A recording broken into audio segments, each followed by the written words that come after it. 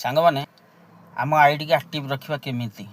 ଯଦି ଆମେ regular video post କରିବା, ଫଟୋ ପୋଷ୍ଟ କରିବା ଟାଇମ୍ ଟୁ ଟାଇମ୍, ତାହେଲେ ଆମ ଆଇଡ଼ି ଆକ୍ଟିଭ୍ ରହିବ ଏବଂ ନନ୍ ଫଲୋଅର୍ସ ମାନଙ୍କ ପାଖକୁ ଆମର ଭିଡ଼ିଓ ଫଟୋ ସବୁକିଛି ଫେସବୁକ୍ ପଠାଇଲା ଫଳରେ ଆମର ଆଇଡ଼ି ସେମାନେ ଚେକିଂ କରିବେ, ମାନେ ଦେଖିବେ।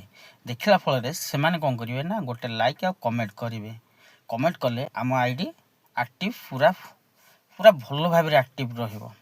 ଏ ପ୍ରୟାସ ଆମେ ସବୁବେଳେ ଯଦି ରଖିବା, ରେଗୁଲାରି କାମ କରିବା, ଫେସବୁକ୍ରେ time to time video post କରିବା, ଫଟୋ ପୋଷ୍ଟ କରିବା ଏବଂ ଲାଇକ୍ କମେଣ୍ଟ କରିବା, ତାହେଲେ ଆମ ଆଇଡ଼ି ସବୁବେଳେ ଆକ୍ଟିଭ୍ ରହିବ।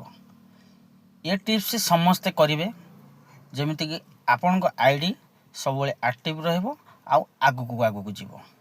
ଆପଣଙ୍କର ଆଇଡ଼ି ବି ବହୁତ ଗ୍ରୋଥ୍ କରିବ।